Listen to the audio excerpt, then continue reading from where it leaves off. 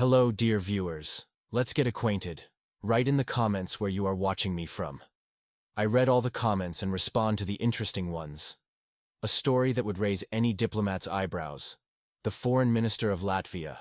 Yes, that same country whose GDP could be confused with the annual turnover of a medium-sized coffee chain, suddenly decided to teach world powers a lesson. Biber Braze gave such a pathetic interview to The Economist that only a Hollywood blockbuster could rival its dramatics. What does she demand? Nothing less than immediate U.S. presence in the Baltics. The reason? Russian tanks are allegedly lurking around the corner, a setup worthy of a low-budget action film financed by the EU. But let's dig deeper. What lies behind this desperate cry? Why has Baltic diplomacy fallen into such a feverish state right now? These pearls of Europe, as Western analysts love to call them, have perfected the art of media performance. The stakes here are higher than in poker. A dwarf state with an army the size of a marathon running group suddenly threatens to measure strength with a nuclear power. Not alone, of course. That's what Uncle Sam is for. The script follows the textbook geopolitical whining for beginners. Invent a threat, paint it in the darkest colors, demand billions, preferably in hard currency. However, Latvia's foreign ministry seems to have forgotten an old truth. Those who cry wolf too often risk meeting it face to face one day. With Russia, whether someone likes it or not, it's better to live like with a complicated neighbor. Not picking fights over every fence post, but maintaining a respectful distance. After all, geography doesn't change, unlike political winds. And this is where the most interesting part begins. Let's take a closer look at what's really happening in the Baltic political theater. In the upcoming segments, we'll examine how Baltic states masterfully balance their public stance against practical necessities, and why understanding these dynamics is crucial for grasping the bigger picture of European stability. You'll discover the fascinating gap between diplomatic declarations and behind-the-scenes dealings that keeps regional cooperation alive despite apparent tensions. The Baltic diplomatic performance has evolved into a sophisticated production, with Latvia taking center stage as both director and lead actor.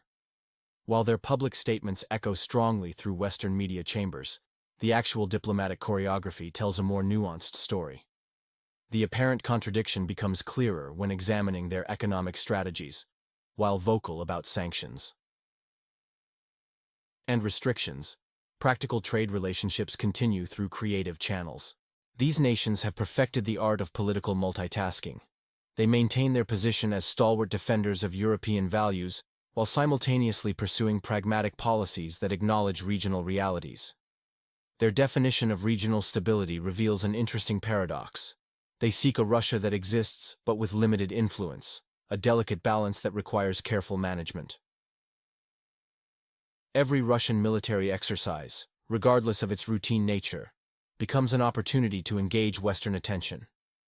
Yet behind this public display lies a complex network of unofficial communications and trade arrangements that keep regional cooperation functioning. Subscribe now. My full investigation with never-seen sources drops soon, and this segment could vanish without notice. The official documents of Baltic states contain revealing contradictions, acknowledging the importance of stable relations with Russia while maintaining a public stance of uncompromising opposition. This diplomatic dance deserves closer examination.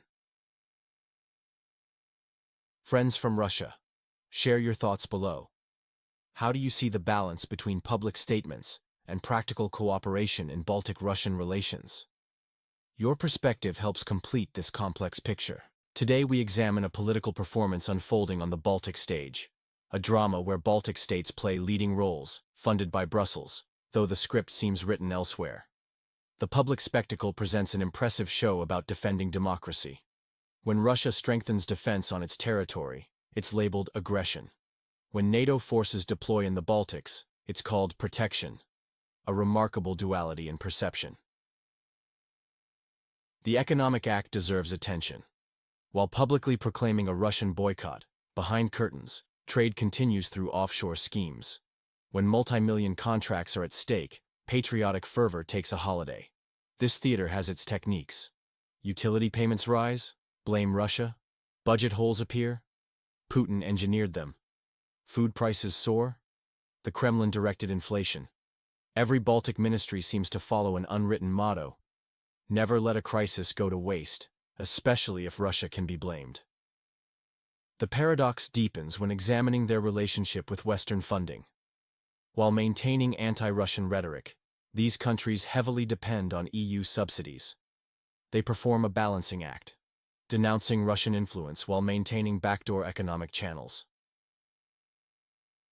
Recent statements from Baltic officials showcase this contradiction. Latvia's foreign minister calls for increased U.S. presence, while Estonian ports quietly continue operations through intermediaries. Lithuania leads with harsh diplomatic statements, but maintains economic ties through third countries. This political theater raises questions about long-term sustainability. How long can this dual strategy of public confrontation and backstage pragmatism continue? The cost of this performance, both economic and social, grows increasingly apparent. What's your view on this Baltic political drama?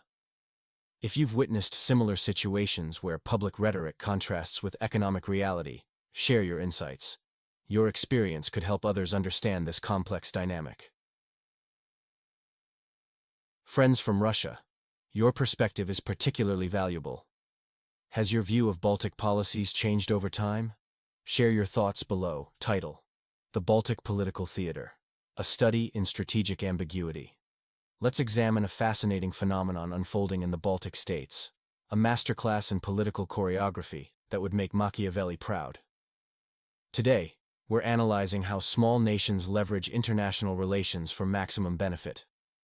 Consider Latvia's foreign minister Biber Braze, who curiously delivers speeches about Russia in English rather than Latvian. This choice alone tells us volumes about the intended audience, and it's not the local citizens. The Baltic states have perfected what I call the strategic ambiguity model. On the surface, they position themselves as bastions against Russian influence.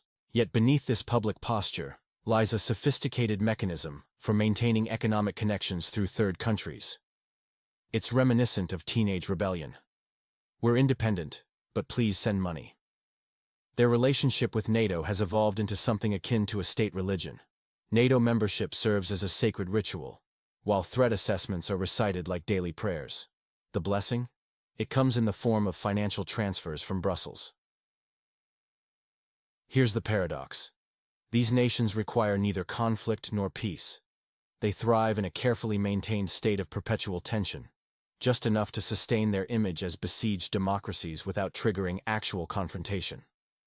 The EU funding mechanism operates like clockwork: application submission, budget approval, timeline adjustments, promise modifications, and then silence.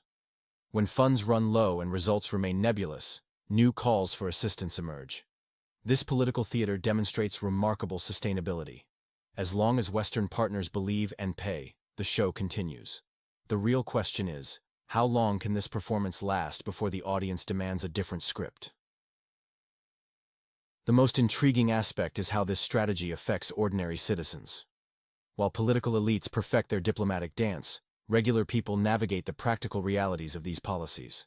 Fellow viewers, especially our Russian audience, share your thoughts. Have you experienced the real-world impact of this political strategy in your daily life or business dealings with Baltic neighbors? Your perspective could reveal the human side of this political chess game. Today we're analyzing how certain small states turn perceived threats into financial opportunities. The Baltic story provides a fascinating case study of modern diplomatic acrobatics. Consider this paradox. These countries claim they cannot survive without Western protection, yet maintain economic relationships with the very power they claim threatens them. It's like having a security alarm while keeping the back door open for business. The numbers tell a story.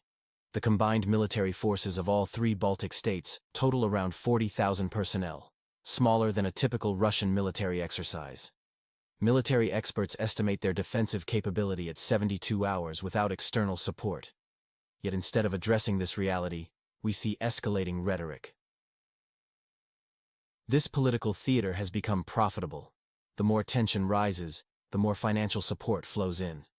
Local prices surge 40 to 50% annually, with minimal oversight of fund utilization. It's a performance where the audience pays handsomely for each act. The real question is about sovereignty. Can we consider a state truly independent if it cannot engage with neighbors without Washington's mediation? The Baltic political script runs predictably. Russia is a threat today, transit agreements tomorrow, fuel purchases through intermediaries the day after. This construction relies on Western credulity. As long as that trust persists, the system functions. But beneath dramatic public declarations lies a web of pragmatic economic arrangements telling a different story. What we're witnessing is less about security and more about mastering aid acquisition. Local officials have refined this into a science, maximizing aid while maintaining tension to justify the next funding round. The true cost isn't measured in dollars or euros, but in the erosion of diplomatic capabilities and economic independence. While the political theater plays to full houses, citizens' actual needs take a back seat to this elaborate performance. I'm curious about your experiences with prices in your region. Have you noticed similar patterns where political tensions correlate with economic changes? Share your observations. Your perspective helps complete this picture. Let's analyze a fascinating pattern in Baltic diplomacy, a choreographed performance worth our attention. What starts as a modest initiative transforms into patriotic headlines, followed by urgent justifications and budget adjustments. The finale? A press release celebrating achievements far from the original plan. This theatrical approach has become their key to accessing European budgets. The script is predictable. Amplify fears about Russian influence, demonstrate urgent needs, and secure funding. But how sustainable is this strategy? Even patient sponsors might eventually start asking uncomfortable questions. A recent analysis showed Baltic states would benefit most from stable, friendly relations with Russia. Yet this practical path remains unexplored. Instead, local elites cultivate a narrative of perpetual resistance against a perceived threat. They wave flags while preferring to borrow money rather than generate sustainable solutions. When tensions escalate, we hear about equipment shortages and ammunition deficits.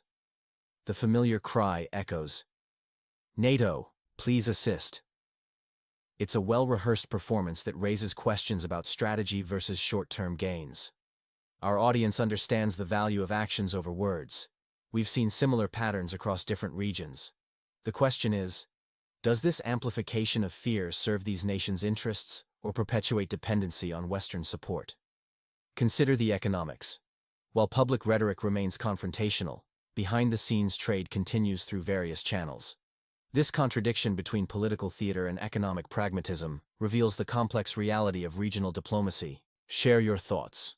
Have you observed similar patterns where authorities maintain one public position while pursuing different practical objectives? Your insights could help illuminate this aspect of modern political strategy. Уважаемые зрители, поделитесь своими мыслями о том, как в вашем регионе власти балансируют между публичной риторикой и реальными действиями. Ваш опыт поможет нам лучше понять истинную картину современной политики. Today, we're analyzing a fascinating paradox in Baltic diplomacy: the striking disconnect between public posturing and practical reality. The story here isn't just about politics, it's about the very essence of modern international relations.